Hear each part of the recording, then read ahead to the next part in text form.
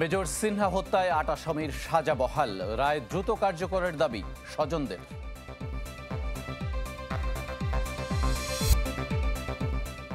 দুই ২০২৫-২৬ অর্থ বছরের বাজেট ঘোষণা বিকাল ৩টায় উপদেষ্টা পরিষদে অনুমোদন।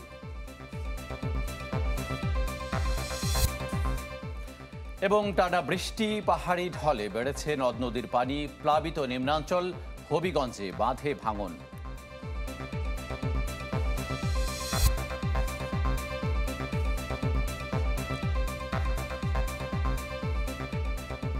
দর্শক সবাইকে আমন্ত্রণ জানাচ্ছি দুপুর ১টার খবরে। এতক্ষণ প্রেসিডেন্সি ইউনিভার্সিটি সংবাদ শিরোনাম শুনছিলেন। দুজন আছি আমরা, আমি ইকবাল হাসান এবং আমি জান্নাতুন নাইম।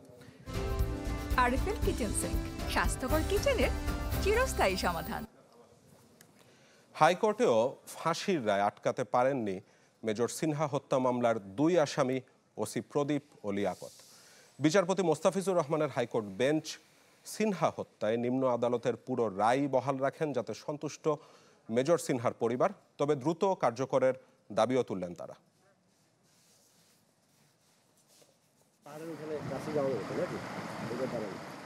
কক্সবাজার গিয়েছিলেন প্রকৃতির দৃশ্য ধারণ করে ডকুমেন্টারি বানাবেন বলে, কিন্তু নিজেই ডকুমেন্টারির অংশ হয়ে যান সাবেক সেনা কর্মকর্তা সিনহা মোহাম্মদ রাশেদ। ২০২০ সালের ৩১ জুলাই রাত ৯:৩০ কক্সবাজার টেকনাফ মেরিন ড্রাইভ সড়কের শামলাপুর তল্লাশি চৌকিতে পুলিশের বাহারছড়া তদন্ত কেন্দ্রের তৎকালীন কর্মকর্তা পরিদর্শক লিয়াকত আলীর গুলিতে নিহত হন মেজর সিনহা।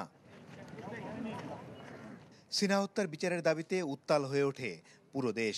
ঘটনাস্থল পরিদর্শন করেন সেনাবাহিনী ও পুলিশ প্রধান। হত্যা মামলা ২০২২ সালের ৩১ জানুয়ারি কক্সবাজারের জেলা ও দায়রা জজ আদালত ওসি প্রদীপ কুমার দাস ও পরিদর্শক মোহাম্মদ লিয়াকত আলীকে মৃত্যুদণ্ড ও অপর ৬ আসামিকে যাবজ্জীবন কারাদণ্ড দেন। আপিলে আসেন সব পক্ষই। টানা ১.৫ মাসের শুনানি শেষে সোমবার এ মামলায় ওসি প্রদীপ ও লিয়াকত সহ পুরো নিম্ন আদালতের রায় বহাল রাখেন হাইকোর্ট। অ্যালিবাই যদি ধরে নেওয়া হয় তাহলে তারা right of private defence exercise করেছেন। Right of private defence exercise করতে যেয়ে তাকে ডক্ট্রিন অফ প্রপোর্শনালিটি অ্যাপ্লাই করে। মেজর সিনহার বোন বলেন, সত্যের বিজয় হয়েছে, রায়ে সন্তুষ্ট তারা। তবে চূড়ান্ত রায়ের পর কার্যকর হলেই তাদের সন্তুষ্টি আসবে। এ রায় সন্তুষ্ট করতে পারেনি সাবেক সেনা কর্মকর্তাদের। বললেন, সে সময় কক্সবাজার পুলিশ সুপারের দায়িত্বে থাকা এসপি মাসুদকে বাদ দেয়া ঠিক হয়নি।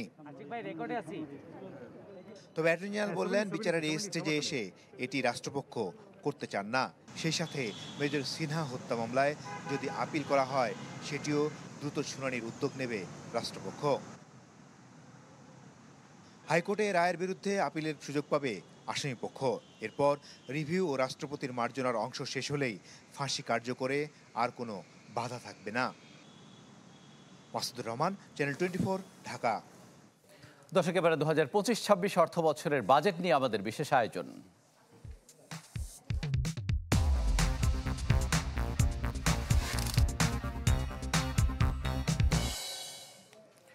আরও এক দফা সবাইকে স্বাগত জানাতে চাই। আপনারা জানেন যে নতুন বাস্তবতায় ভিন্ন এক প্রেক্ষাপটে জীবনের প্রথম বাজেট দেবেন অর্থ উপদেষ্টা সালেউদ্দিন আহমেদ। দর্শক, আমরা সেই বাজেটের নানা রকম আলোচনা, সমালোচনা, বিশ্লেষণ আমরা দুজনে মিলে আপনাদের সামনে তুলে ধরতে চাই। নাইম এবং ইকবাল, এবারের বাজেটটি যেমনটি আপনি বলছিলেন যে ডক্টর সালেউদ্দিন আহমেদ স্যার প্রথমবারের মতন তার জীবনে দিতে যাচ্ছে, এবং এটি একটু অরাজনৈতিক বাজেট বলা যেতে পারে, কারণ রাজনৈতিক দলগুলো এর আগে দিত। এর বাইরে কি কি প্রেক্ষাপট আপনি দেখেছেন এবারের বাজেটের পেছনে? কারণ মূল্যস্ফীতি অনেক হাই, টানা এতদিন হাই থাকে না। আমি দেখছিলাম যে ইনভেস্টমেন্টও ইজ ভেরি লো। না, এইগুলো তো আমলে আছেই।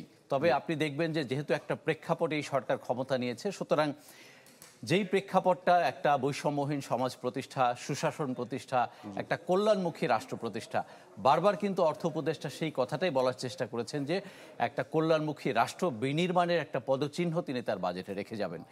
আমাদের দেখেন বাজেটের সংকটটা কোথায়। আমাদের সম্পদ অত্যন্ত সীমিত এবং ব্যয়ের খাতগুলো কিন্তু একেবারে ফিক্সড।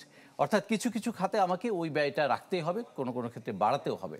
আমি যে কল্যাণমুখী রাষ্ট্রের জন্য ৫ টাকা বেশি খরচ করব, সেই টাকাটা আমার কোথায়?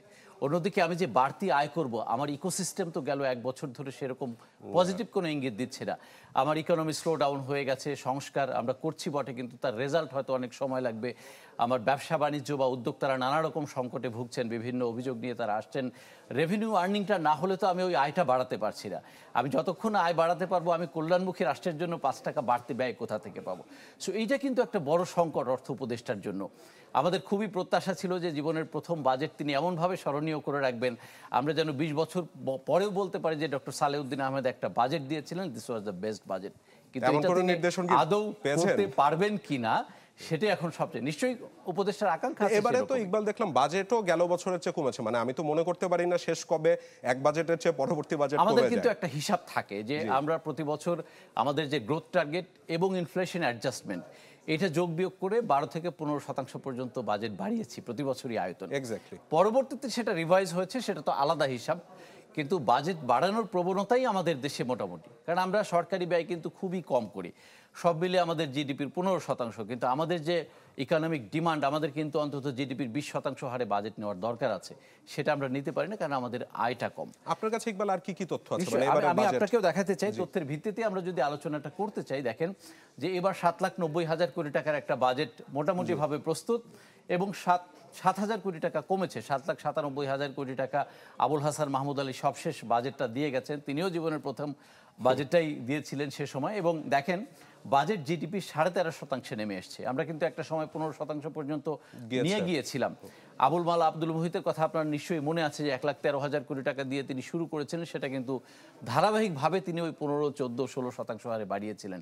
এবার সেটা জিডিপি 13.5% নামিয়ে আনতে হয়েছে।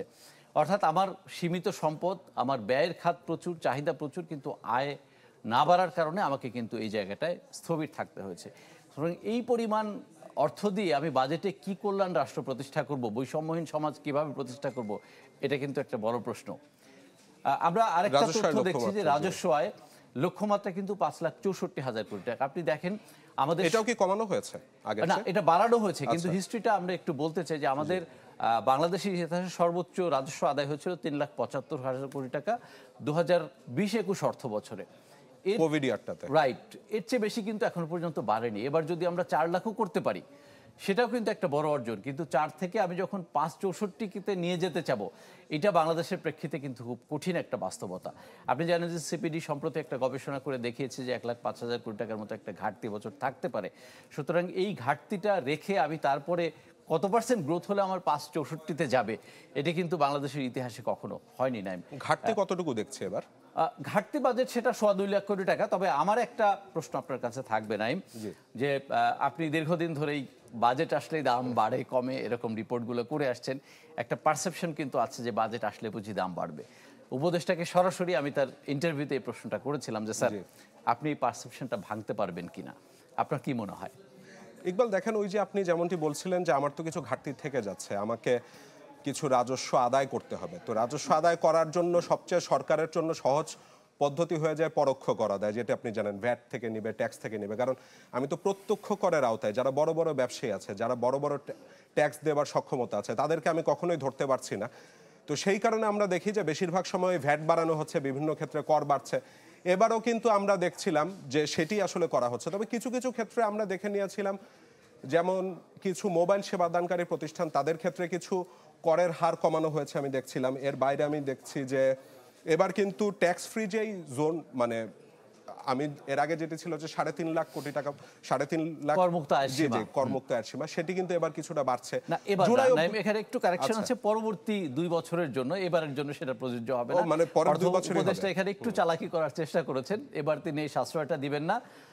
এর পরবর্তী 2 বছর তিনি 25,000 টাকা বাড়িয়ে, সেখানে আবার একটা শুভঙ্করের ফাঁকি আমি বলবো না, তিনি কর কিভাবে না কমিয়েও সাধারণ মানুষকে একটা অঙ্ক বাড়িয়ে স্বস্তির জায়গা দেওয়া যায়, 25,000 টাকা বাড়লে কি আদৌ খুব বড় কোনো পরিবর্তন হবে? ওখানে ছাড় দিয়ে তিনি কিন্তু স্ল্যাবগুলোতে আবার করের হার বাড়িয়েছেন। যেমন পরের 5 লাখের জন্য 5,000 5% ছিল, সেটা তিনি 10% করেছেন।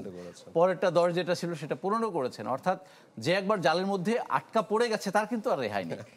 তো জালের বাইরে হয়তো একটা অংশ, সেটা ছোট হোক বড় হোক, এটা স্বস্তিটা পাবে, কিন্তু ভেতরে যারা আটকা পড়ে যাবে তাদের উপরে কিন্তু বার্ডেনটা। আমরা দর্শকদের সাথে কিন্তু একটা বিষয় শেয়ার করতে চাই যে দর্শক, আপনারা জানেন যে বাজেটের যেই হিসাব নিকাশ সেটা কিন্তু একটা পাই চার্টের মাধ্যমেই আমরা মোটামুটিভাবে দেখানোর চেষ্টা করি বা সরকার থেকেও দেখানো হয়, অর্থাৎ কাকে আমি কতটুকু দিব।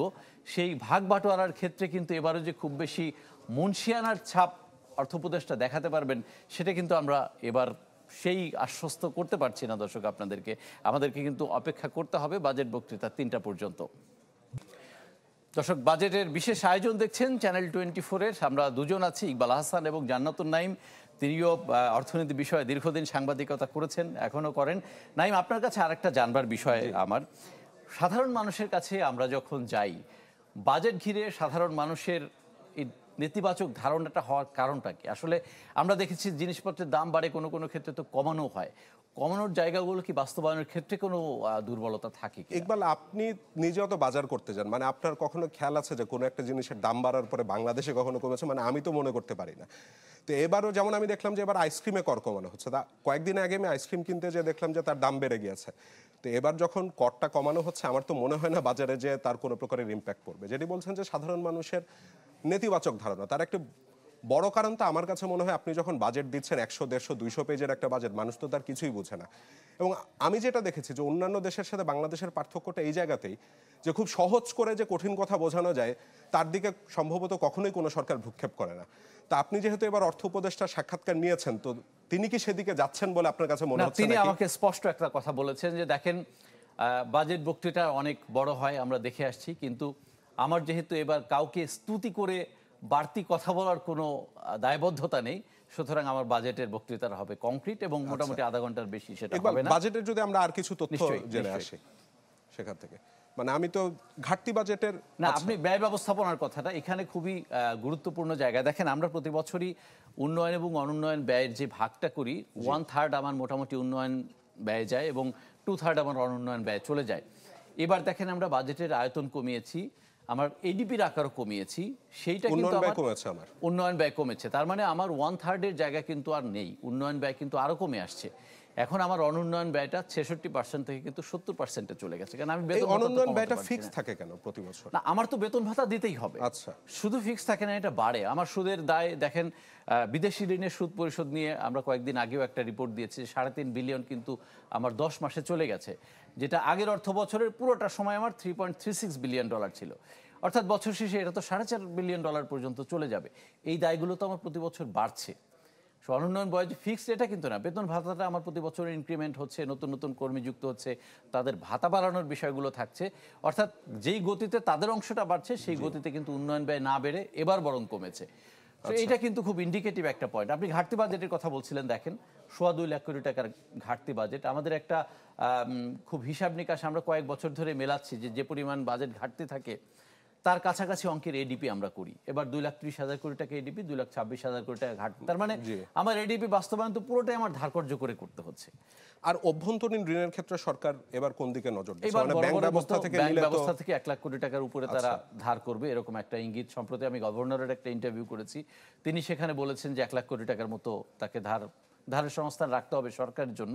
কারণ সরকারের তো আসলে এই আয়টা না করা পর্যন্ত বা ব্যালেন্স শিটটা না মেলা পর্যন্ত তার শান্তি নাই। জনগণের সামনে যখন সে ব্যালেন্স শিটটা উপস্থাপন করবে, তাকে তো আয় ব্যয় সমান দেখাতে হবে। তো এখানে তার একটা ইয়ে আছে, দেখেন খুবই গুরুত্বপূর্ণ। প্রবৃদ্ধি নিয়ে আমার কাছে কিছু প্রশ্ন ছিল। মানে আমি এবারের যদি দেখি 3.97, মানে কোভিড ইয়ারে অনলি এর চেয়ে কম ছিল, গেল 25 বছরের মধ্যে সবচেয়ে কম, এর চেয়ে কম ছিল না। তো এবারও খুব বেশি আমি দেখছি যে প্রবৃদ্ধির লক্ষ্যমাত্রা রাখেনি, মানে ইকোনমি কি স্ট্যাগন্যান্ট হওয়ার পূর্বাভাস দিচ্ছে? এইটা তো একটা ইয়ে আছে, দেখেন বিবিএস এর সাম্প্রতিক রিপোর্ট যেটা বলে সে ভিত্তিতে আমরা বলছি 20 বছরের মধ্যে সবচেয়ে কম। কারণ গেল 10 মাসে তো আমার অর্থনৈতিক কর্মকাণ্ড একেবারেই মন্থর ছিল, নতুন বিনিয়োগ আসে নাই বললেই চলে, নতুন করে বেকার হয়েছেন অনেকেই, আমি কাজের সুযোগ তৈরি করতে পারিনি। সার্ভিস সেক্টর, ইভেন কৃষিতে আমাদের প্রবৃদ্ধি সবচেয়ে কমেছে, কারণ পরপর দুটো বড় বড় বন্যা হয়েছে, আপনার মনে আছে, আগস্ট এবং সেপ্টেম্বরে।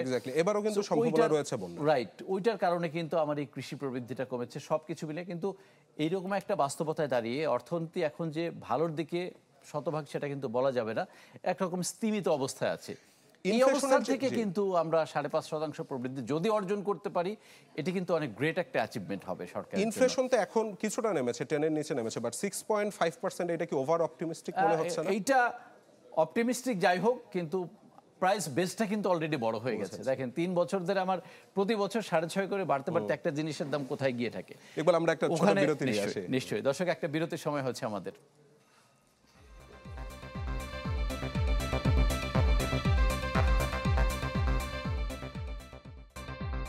দর্শক বিরতির পর আবারও স্বাগত, আপনারা দেখছেন দুপুর 1টার খবর। আমরা 2025-26 অর্থ বছরের বাজেট নিয়ে এই বিশেষ আয়োজন সাজিয়েছি। না, আপনি মূল্যস্ফীতির কথা বলছিলেন। জি। আমরা এই অর্থ বছর যখন শুরু করলাম, খাদ্য মূল্যস্ফীতি কিন্তু আমার হাতে থাকা তথ্য অনুযায়ী 14.1% ছিল। সেটা কিন্তু আমার এপ্রিলে 8.63-এ নেমে এসেছে। এটা কিন্তু একটা স্বস্তি, অর্থাৎ আমরা কিন্তু ট্রেন্ডটা একটু ডাউনের দিকে যাচ্ছে। তো এখানে আরো কিছু নীতিগত পদক্ষেপ নিতে হবে। বাংলাদেশ ব্যাংকের গভর্নর সম্প্রতি একটা ইন্টারভিউতে, আমার সাথে ইন্টারভিউতে তিনি জানিয়েছেন যে এটা আগামী জানুয়ারি থেকে মার্চের মধ্যে তিনি সেটা 6.5-এ নামাবেন, এরকম একটা দৃঢ় তার প্রতিজ্ঞা মানে তার ওভার আছে। অ্যাম্বিশাস বলবার সুযোগ থাকছে না। মোটামুটি ভাবে তিনি তথ্যপাত্রের হিসাব নিকাশ করে এটা বলবার চেষ্টা করেছেন। তবে যেহেতু অর্থ উপদেষ্টার একটা ইন্ডিকেশন থাকবে বাজেটে, আমাদেরকে অপেক্ষা করতে হবে এইটা এই পর্যায়ে নামানোর জন্য আসলে তিনি কি কি পদক্ষেপ এবং একই সাথে সংস্কারের উদ্যোগ নিচ্ছেন। কি থাকছে? আমি সম্ভবত আমাদের হাতে অন্যান্য কিছু খবরও আছে, আমি তাহলে সেগুলো পরের দর্শকদেরকে খবরে জানাতে চলে হবে নিশ্চয়ই। দর্শক, শিরোনামে যেমনটি শুনছিলেন যে টানা বৃষ্টি আর পাহাড়ি ঢলে বেড়েছে বিভিন্ন নদ নদীর পানি, এতে প্লাবিত হয়েছে নিম্নাঞ্চল।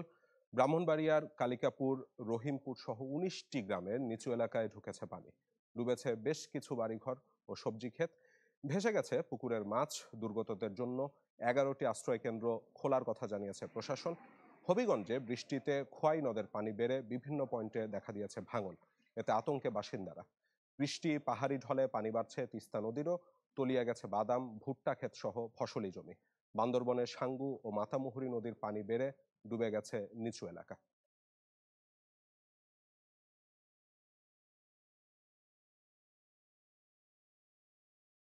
দর্শক, দুপুর 1টার খবর দেখছেন, আরো একটা বিরতি নিচ্ছি। ফিরছে একটু পর, সাথে থাকবেন।